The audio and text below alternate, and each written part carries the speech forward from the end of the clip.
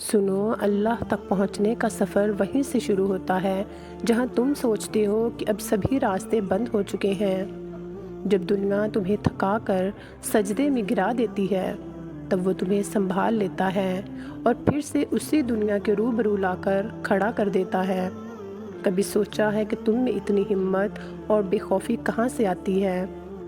جب تم اللہ کے فیصلوں پر یقین رکھتے ہو تو وہ تمہیں ان فیصلوں پر راضی ہونے کے لیے بے حد صبر دے دیتا ہے۔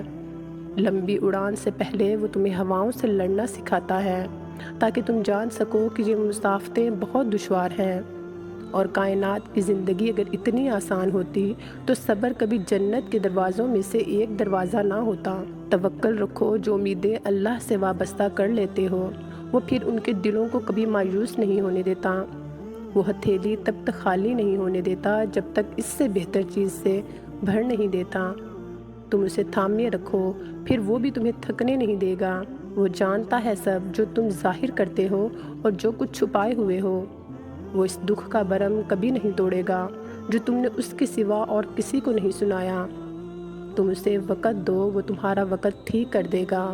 تمہیں عارضی طور پر بھی ایسا لگے گا کہ سب ختم ہو گیا ہے، مگر وہ تمہیں پھر سے اس آزمائش کے بعد زندگی کی جانب واپس لے آئے گا۔ جو تم سے دور کیا گیا وہ بہتر بنا کر تمہیں واپس کر دیا۔ میرے خیال میں ہم اکثر یہ بھول جاتے ہیں کہ اللہ سب کچھ جانتا ہے۔ وہ جانتا ہے ہم کس تکلیف سے گزر رہے ہیں، ہم زندگی میں جن مشکلات اور آزمائشوں کا سامنا کر رہے ہیں اس کے بارے میں وہ جانتا ہے، اور وہ جانتا ہے ہمارے جو ارادے ہیں، جو کچھ بھی ہمارے دل میں ہے، کیونکہ وہ سب جاننے والا ہے۔ آپ مضبوط رہیں اور اس حقیقت کو کبھی نہ بھولیں کہ اللہ آپ کو ہمیشہ آپ کی زندگی کے بدترین دور سے کھینچ کر لے آئے گا۔ وہ آپ کی ہر مشکل کو آسان کر دے گا۔ نصیب صرف اللہ کے کن کا محتاج ہوتا ہے۔ اللہ تمہاری دعاؤں پر کن کب کہتا ہے؟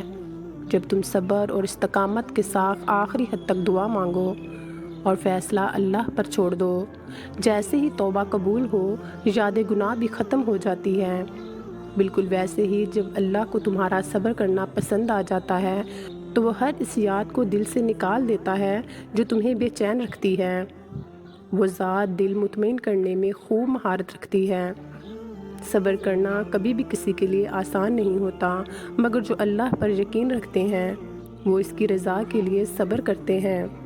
سنو، زندگی میں کچھ بھی حاصل کرنا مشکل یا پھر ناممکن نہیں ہے۔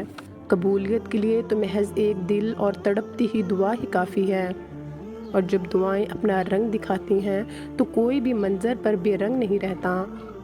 صبر تو یہی ہے نا کہ انسان کو اپنے اندر اٹھنے والے طوفان کو خود میں تھام کر اس کو ختم ہونے کا انتظار کرنا، اپنی شدتوں کو خود میں اس طرح قید کر لینا کہ معاملہ صرف اللہ کا رہ جائے۔ جب ہم اس یقین کے ساتھ چلتے ہیں کہ جو ہوتا ہے اللہ کی مرضی سے ہوتا ہے، تو اللہ کی مرضی بھی یہی ہے کہ تم اب معجزے کا انتظار کرو، کیونکہ وہ لمحے اب دور نہیں جب تم اپنی ہی آنکھوں سے اپنی ہر دعا کو پورا ہوتا ہوا دیکھو گے۔